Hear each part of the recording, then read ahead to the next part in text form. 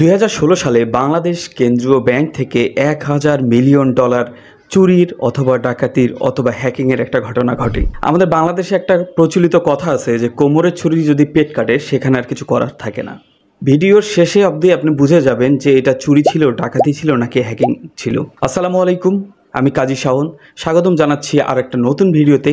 সাথে সাথে আমি আর একটা কথা যুক্ত করতে চাই যে আমাদের এই ভিডিওতে কোনো রকম মিউজিক অ্যাড করা হচ্ছে না, মানে ব্যাকগ্রাউন্ডে যে আপনাদেরকে একটু ভয়ানক মিউজিক দিয়ে শোনাবো যাতে আপনারা শুনতে মজা পান, সেটা আমরা করতে পারতেছি না, কারণ মিউজিক হারাম।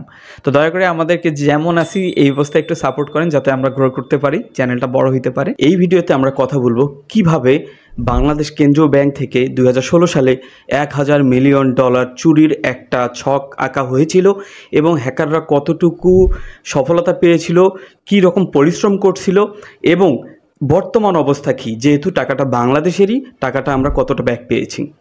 হ্যাকিংয়ের এই অপারেশনে আমি অন্তত 6টা পয়েন্ট পাইছি হ্যাকিং টিম ছাড়াও, যেগুলো এই হ্যাকিংটাতে হেল্প করছিল। নাম্বার 1, একটা সিভি। নাম্বার 2, 4টি ফেক ব্যাঙ্ক অ্যাকাউন্ট, যেটা খোলা হয়েছিল ফিলিপাইনের ম্যানিলায় মাকাতি সিটির জুপিটার ব্রাঞ্চে। নাম্বার 3, শ্রীলঙ্কায় শালিকা ফাউন্ডেশন, যেটা ছিল একটা দাতব্য সংস্থা। Number 4, perfect timing. Number 5 casino. এবং নাম্বার 6 হইতেছে, এটা আমি বলবো না, এটা ভিডিওর শেষে আপনারাই মন্তব্য করে জানাবেন যে নাম্বার 6-এ কারা জড়িত ছিল। এখন চলুন এই বিষয়গুলোর বিস্তারিত জানি। হ্যাকিং টিম কারা নেতৃত্ব দিয়েছিল। হ্যাকিং টিম সম্পর্কে এর আগের ভিডিওতেই আমরা বলছিলাম যে the Lazarus group Sony TV হ্যাকের সাথে সাথে বাংলাদেশ ব্যাংকের হ্যাকের সাথেও জড়িত ছিল এবং এই হ্যাকিংটা অপারেশনটাতে নেতৃত্ব অথবা সদস্য হিসাবে ছিলেন, একমাত্র আইডেন্টিফাই করা গেছে একজন ব্যক্তিকে, তার নাম হইতেছে পার্ক। পুরা নাম আমরা স্ক্রিনে দেখতে পারবো এবং তার ছবিও আমরা দেখতে পারবো।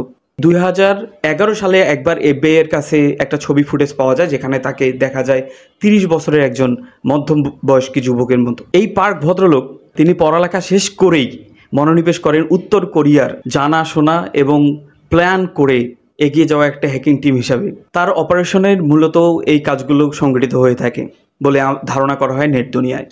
তবে সত্য মিথ্যা জানি না, তিনি একজন এই লাজারাস গ্রুপের সদস্য হইতে পারে অথবা টিম লিডারও হইতে পারে। আসলে একজন মানুষ দিয়ে তো এত বড় একটা টিম মেনটেন করা যায় না।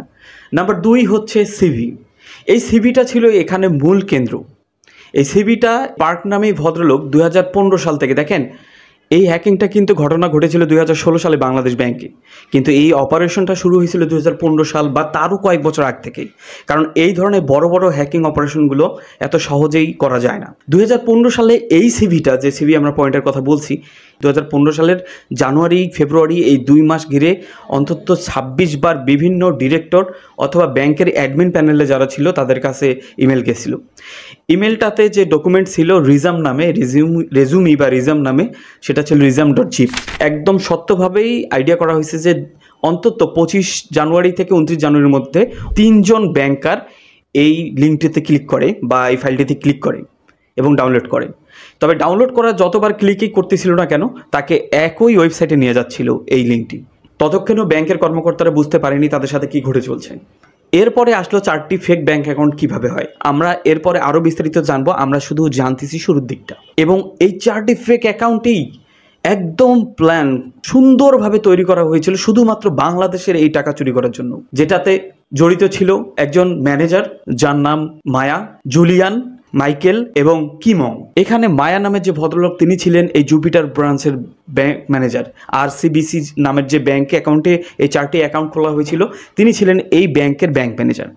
তিনি কোনো রকম কেওয়াইসি, নো ইয়োর কাস্টমার, ঠিকঠাকভাবে চেক না করেই তিনি অ্যাকাউন্ট খুলতে সাহায্য করছিল এবং তাকে প্রভাবিত করছিল বাকি 3 জন মানুষ। কিম অং, এই নামটা আপনারা মনে রাখিয়েন, এই নামটা আমাদের শেষে আবার কাজে লাগবে। এবং শ্রীলঙ্কার যে শালিকা ফাউন্ডেশন যেটা আছে, সেখানে যে দাতব্য সংস্থা খোলা হয়েছিল শুধুমাত্র বাংলাদেশের এই চুরিটাকে ওখানে সরানোর জন্য, সেটাও এই হ্যাকার দলের তৈরি একটা ফাউন্ডেশন, সেটাও কোনো কাজের না। এবং ক্যাসিনো যে বিষয়টা, ক্যাসিনোতে কিমং, জুলিয়ান এবং মাইকেল, এই 3 জনেই ক্যাসিনো ব্যবসার সাথে জড়িত ছিল। তাদের যে কাজকর্ম ছিল, তারা ক্যাসিনোতেই বড় বড় গেমের আয়োজন করত, যেখানে বিশ্বের বিভিন্ন ধনী ধনী মানুষরা যারা কালো টাকা ইনভেস্ট করতে পারতো এবং সেটা অবশেষে সাদা হয়ে বেরিয়ে আসতো, সেটা ইউজেবল টাকা হইতো, যেটা সরকারকে ফাঁকি দেওয়া হইতো প্রত্যেক বছর বা বিভিন্ন বছরে। আপনারা জেনে থাকবেন হয়তো যে ক্যাসিনোতে তখন পর্যন্ত ফিলিপাইনের আইডিয়া ছিল না যে এই টাকা কই থেকে আসতেছে সেটা তারা ট্র্যাক করবে বা কালো সাদা অনুসন্ধান করবে। যাই হোক, এই মুহূর্তে আমরা চলে যাই ঘটনার ডিপে, কিভাবে এই 6টা পয়েন্ট দিয়ে শুরু হয়েছিল। আমি ইতিমধ্যেই বলেছি যে 25 থেকে 29 জানুয়ারির মধ্যে অন্তত 26 বারের মতো এই resume.zip ফাইলটি বিভিন্ন ব্যাংকারের অ্যাকাউন্টে চলে গেছিল এবং 3 জন এই ফাইলটি ডাউনলোড করার চেষ্টা করছিল, কিন্তু তাদেরকে রিডিরেক্ট করে একটা লিঙ্কে নিয়ে যাওয়া হচ্ছে। ধারণা করা হয় এখান থেকেই বাংলাদেশ ব্যাংকের এই হ্যাকিংয়ের সূচনা হয় এবং যার ফলশ্রুতিতে একটা সময় ব্যক্তি কম্পিউটার হ্যাক, তারপরে অফিসের সমগ্র কম্পিউটার হ্যাক এবং শেষ গিয়ে বাংলাদেশের কেন্দ্রীয় ব্যাংকের ডিজিটাল ভল্টে পর্যন্ত হ্যাকাররা অ্যাক্সেস পেয়ে যায়। টাইমিং বিষয়টা কেন এখানে এত জরুরি ছিল, আমি আগেও বললাম যে হ্যাকিং অপারেশনগুলোতে অনেক দীর্ঘ সময় ধরে প্ল্যান করতে হয়, না হলে বেশিরভাগ সময় এই প্ল্যানগুলো ফেল হয়। 2015 সালে যদিও এই প্ল্যান ধরা পড়ছে যে তারা বিভিন্নভাবে ইমেল পাঠানোর চেষ্টা করতেছে, কিন্তু তারও যে কত বছর আগ থেকে তারা এই প্ল্যান করতেছিল আমরা জানি না। পারফেক্ট টাইমিং কতটা জরুরি সেটা দেখেন। এরা যে হ্যাকিং গ্রুপ যারা এই অপারেশনটা শুরু করছিল, তারা 5 দিন সময় যাতে হাতে পায় সেই জন্য বিশাল একটা চাল চালে। এইখানে একটু পয়েন্ট যোগ করতে হয়, বাংলাদেশ সহ বিশ্বের বিভিন্ন দেশ আমেরিকার ফেডারেল ব্যাংকে তাদের রিজার্ভের একটা অংশ রাখে। এই অংশ রাখার অন্যতম পয়েন্ট হইতেছে, রাখারও একটা কারণ আছে, সেটা হইতেছে যে টাকা অতি সিকিউরভাবে থাকে এবং আন্তর্জাতিক যে লেনদেনগুলো হয় সেগুলো খুব স্বাভাবিকভাবে সহজভাবে করা যায়। এই কারণেই বাংলাদেশ থেকে শুরু করে বিশ্বের বিভিন্ন দেশ আমেরিকার এই ফেডারেল ব্যাংকে নিজেদের টাকা রাখে। যেহেতু গল্পের হ্যাকারদের টার্গেট বাংলাদেশ কেন্দ্রীয় ব্যাংকের টাকা চুরি করা, সেজন্য তারা চেষ্টা করতেছিল যে বাংলাদেশের থেকে যে পরিমাণ অ্যামাউন্ট ফেডারেল ব্যাংকে রিজার্ভ হিসেবে সংরক্ষিত আছে সেটাকে হ্যাক করার, আর সেটার লক্ষ্যেই তারা এই সময়ের পরিকল্পনা করছিল। যেমনটা বলছিলাম, বাংলাদেশে শুক্র শনিবার থাকে বন্ধ, ওইদিকে আমেরিকায় শনিবার রবিবার থাকে বন্ধ, এবং ফিলিপাইনে যেখানে তারা 4টা ব্যাংক অ্যাকাউন্ট খুলছে সেখানে বন্ধ ছিল সোমবার। সেদিন ছিল চায়নার প্রথম বর্ষে, চায়না বছরের প্রথম দিন, সেই উপলক্ষে ফিলিপাইনেও ছিল বন্ধ। এবং এই সব টাইমিং মিলে হ্যাকাররা মোটামুটি 5 দিন সময় পায় এই বাংলাদেশের টাকা লুট করার জন্য। তো হ্যাকিং অপারেশন শুরুর দিকেই যখন বৃহস্পতিবার বিকেলে একজন ডিরেক্টর লক্ষ্য করে যে প্রিন্টিং মেশিনে কোনো একটা ঝামেলা দেখা যাচ্ছে, প্রিন্টিং মেশিনে অ্যালার্ম বেজে উঠতেছিল বারবার এবং দেখা যাচ্ছিল কিছু একটা ইরোর দেখাচ্ছে। তো ডিরেক্টর সাহেব এটাকে খুব বেশি গুরুত্ব দেয় না, কারণ এরকম হর হামেশাই ঝামেলা হয়ে থাকে প্রিন্টিং মেশিনগুলোতে। এরপরে প্রিন্টিং মেশিন যখন পরে চেক করে তখন তো তাদের মাথা ঘুরে যায়। কিন্তু এর মধ্যে প্রিন্টিং মেশিন যেভাবে হ্যাক করছিল, যে প্রিন্টিং মেশিনটা যে সফটওয়্যারের মাধ্যমে চলে সেটাকে পর্যন্ত এই হ্যাকার গ্রুপ হ্যাক করছিল। এবং এই প্রিন্টিং মেশিনটা এতটাই গুরুত্বপূর্ণ ছিল যে ফেডারেল ব্যাংক থেকে বাংলাদেশ যখন কোনো টাকা ইস্যু করতো, যেটাকে লেনদেন, যে কোনো লেনদেন হোক না কেন, টাকা ঢুকুক অথবা বের হোক, সেটা সাথে সাথেই অটোমেটভাবে কানেক্টেড ছিল এই প্রিন্টিং মেশিনের সাথে এবং সেটা জেনারেট হয়ে টাকাটা এই রিসিপ্ট বের হয়ে আসতো, ট্রানজ্যাকশন হিস্টোরি বের হয়ে আসতো ফাইল আকারে, যে এত পরিমাণ টাকা গেল, এত পরিমাণ টাকা আসলো। তো এই জন্যই এই প্রিন্টিং মেশিনটা ছিল এত ইম্পর্টেন্ট, সেটাও হ্যাকারদের আয়ত্তে চলে যায়। এরপর একটা সময় বাংলাদেশ ব্যাংকের রিজার্ভে থাকা ফেডারেল ব্যাংকের প্রায় $1 মিলিয়ন এই হ্যাকাররা ফিলিপাইনের 4টা অ্যাকাউন্টে, যেটা ফেক অ্যাকাউন্ট তারা ইতিমধ্যে তৈরি করে নিছে, সেটা পাঠানোর অনুরোধ করে এবং অ্যাপ্রুভাল দিয়ে দেয় এবং শালিকা ফাউন্ডেশনে $20 মিলিয়ন পাঠানোর চেষ্টা করে। মোট এই 2টা জায়গায় টাকা পাঠানোর চেষ্টা করছিল 35টা ট্রানজ্যাকশনের মাধ্যমে। আল্লাহর অশেষ দয়ায় এই 35টা ট্রানজ্যাকশনের মধ্যে 30টা ট্রানজ্যাকশনে ক্যান্সেল হয়ে যায় এবং মাত্র 5টা ট্রানজ্যাকশন ভ্যালিড থাকে এবং টাকা ট্রান্সফার হয়ে যায়। এই 35টার মধ্যে 30টা ট্রানজ্যাকশন বাতিল হওয়ার মেইন যে কারণগুলো ছিল সেটা হচ্ছে এই ফেক অ্যাকাউন্টগুলোর মধ্যে নাম একটা ওয়ার্ড ছিল জুপিটার, এবং কাকতালীয়ভাবে এই জুপিটার শব্দটা ইরানের কোনো এক জাহাজ যেটাতে আমেরিকার নিষেধাজ্ঞা আছে সেটার সাথে মিলে গিয়েছিল। ফেডারেল ব্যাংকে যখন অ্যাক্সেস বা অনুমতি দেওয়া হয়েছিল যে এই পরিমাণ টাকা তুমি ইয়েতে পাঠায় দাও, জুপিটার ব্রাঞ্চে পাঠায় দাও ফিলিপাইনের, তখন সেটাতে অটোমেট অ্যালার্ম বেজে উঠছিল এই ওয়ার্ডটির জন্য এবং অটোমেটভাবেই এটা ক্যান্সেল করা হয় এই ট্রানজ্যাকশনটা। এতে করে বাংলাদেশের প্রায় $850 মিলিয়ন সেভ হয়ে যায়, আল্লাহ বাঁচায় দেয়। এবং ম্যানিলায় তো এই ঘটনা ঘটে। এপাশে শালিকা ফাউন্ডেশনের যে দাতব্য সংস্থা আছে সেখানে $20 মিলিয়ন হ্যাকাররা ফেডারেল ব্যাংকে বলে যে তোমরা $20 মিলিয়ন ওইখানে পাঠাই দাও। এবং ফেডারেল ব্যাংক যখন এই পরিমাণ টাকাটা পাঠানোর চেষ্টা করে তখন একটা জিনিস তারা খুব ভালোভাবে নোটিস করে যে শালিকা ফাউন্ডেশনের বানানটাতে ভুল আছে।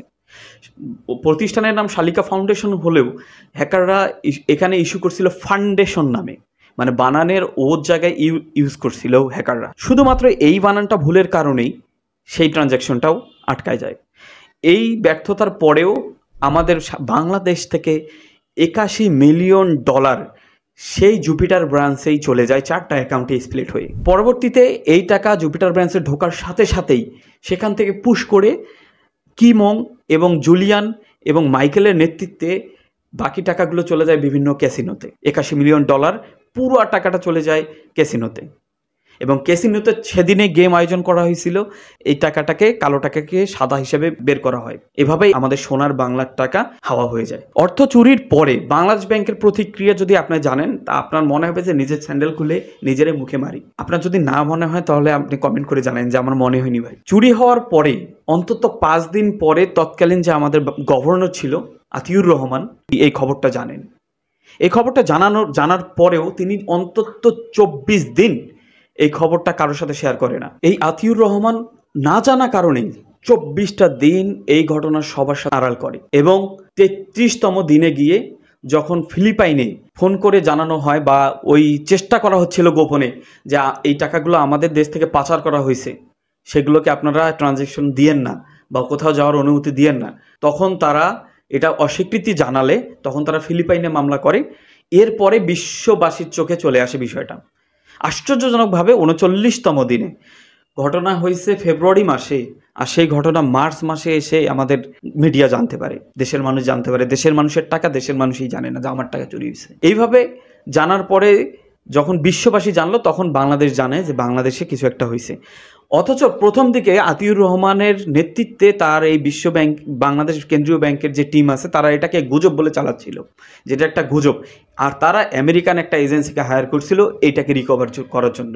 আরও টাকা লস, কোনো লাভের তো লাভ হইল না, উল্টা আরও টাকা নষ্ট। এরপরে যখন ফিলিপাইনের ব্যাংকে অনুরোধ করা হয় তারা সরাসরি বলে দেয় যে আমরা এই টাকাতে কিছু করতে পারবো না, আপনাদের আদালতের মাধ্যমে আসতে হবে ট্রানজ্যাকশন থামাইতে গেলে। সেটারই আশ্রয় নেওয়া ছাড়া আমাদের আর কিছু করার ছিল না। ফেডারেল ব্যাংকেও মামলা করা হয়, সে মামলা টেকে না। ফেডারেল ব্যাংকের মাধ্যমে মামলা করা হয়, সে মামলা টেকে না বাংলাদেশ ব্যাংকের। এরপরে আপনি যদি আতিউর রহমানের এই কথা বাদ যান যে তিনি যেহেতু গভর্নর, তিনি যেহেতু সেখানের অ্যাক্টিভ পার্সন ছিল, এটা ছিল তার কাহিনী। এরপরে আমাদের তৎকালীন যে অর্থমন্ত্রী আবুল মাল আব্দুল মুহিত, তার কথাও যদি আপনি একটু মিডিয়াতে সার্চ করে দেখেন তাহলে মনে হবে যেগুলো সব জোক মনে হইতেছে।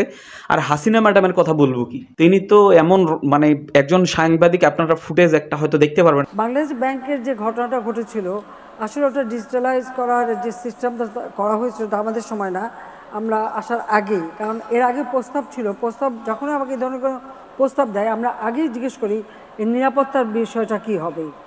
কিন্তু যখন এটা করা হলো, এটা বোধহয় তত্ত্বাবধায়ক সরকারের সময় তারা শুরু করে ওয়ার্ল্ড ব্যাংকের সহায়তায়, ওখানে কোনো ফায়ারওয়াল করা হয় নাই। তার যে কথা যে এটাতে আমাদের কোনো দোষ নাই, 16 সালের ঘটনা, তিনি ক্ষমতা আসছে কত সালে। এরপরেও তিনি বলতেছিল যে এই যে দায়ভারটা বাংলাদেশ ব্যাংকের যে ফায়ারওয়াল তৈরি করা হয় নাই, সিকিউরিটির জন্য আরও স্ট্রং কিছু লেয়ার তৈরি করা হয় নাই, এটা দায়ভার বিএনপির। মানে যেমনটা তিনি এই 16 বছরে সবসময় বলে আসতেছিল, 16 সালেও একই ঘটনা বলছে, কেউ দায়ভার নিচ্ছিল না। প্রতিক্রিয়া আতিউর রহমান গভর্নর, প্রধানমন্ত্রী যাওয়ার পরেও আমাদের এখন এই ইউনূস সরকারের আমলে একজন গভর্নর আছে, তার নাম ডক্টর সালেউদ্দিন আহমেদ। তিনি তৎকালীন এক সাক্ষাৎকারে বলছিল এটা একটা ননসেন্স বিষয়, এটা কোনোভাবেই ভিতরের লোক যদি জড়িত না থাকে তাহলে এটা সম্ভব হইতো না, কোনোভাবেই সম্ভব হইতো না। হ্যাকাররা কি করে, হ্যাকাররা ফিশিং মেইল পাঠায়, স্প্যাম মেইল পাঠায়, সেটা থেকে কিছু পরিমাণ অর্থ তারা নিয়ে যাওয়ার চেষ্টা করে। কিন্তু এত পরিমাণ, এত বিশাল অ্যামাউন্টের ডলার যদি তারা হ্যাক করতে চায় তাহলে অবশ্যই ভিতরের কারো সাহায্য লাগবে। আর তিনি 100% শিওর যে ভিতরের কেউ অবশ্যই সহযোগিতা করতেছিল। এইভাবে বিভিন্ন স্তরের যদি আপনি তথ্য একটু কানেক্ট করেন একটার সাথে আরেকটা, তাহলে আপনার কাছে 6 নম্বর পয়েন্টের উত্তরটা চলে আসে। পরবর্তীতে টাকা উদ্ধারের যে অংশটা আসে, ফিলিপাইনে মামলা হওয়ার পরে ফিলিপাইনের আদালত এবং পুলিশ প্রশাসন বিভিন্নভাবে বিভিন্ন জায়গায় অভিযান চালায়, এবং এই কিমং, যার পয়েন্টের কথা বলছি, যে ব্যাংক অ্যাকাউন্ট খুলতে সাহায্য করছিল ক্যাসিনোর যে ব্যক্তি কাজ করে, তিনি তার কাছে থাকা $15 মিলিয়ন ব্যাগ দিতে রাজি হয় এবং স্বীকার করে তার কাছে $15 মিলিয়ন আছে। এই $81 মিলিয়ন মধ্যে মাত্র $15 মিলিয়ন বাংলাদেশ ব্যাগ পায় ফিলিপাইনের সেই কিম অং এর মাধ্যমে। সার্চ করে আমি আরও জানতে পারি তৎকালীন তার কাছে আরও $42 মিলিয়ন ছিল, কিন্তু কোনোভাবে চাপ প্রয়োগ করা মিস হয়েছে অথবা কোনো একটা অজ্ঞাত কারণেই সেই টাকাটা ব্যাক আনা পসিবল হয়নি। এর মধ্যে পুলিশ প্রশাসন মাঠে নামার আগেই ফিলিপাইনে সেখান থেকে হ্যাকাররা পালাইতে সমর্থ হয়েছিল।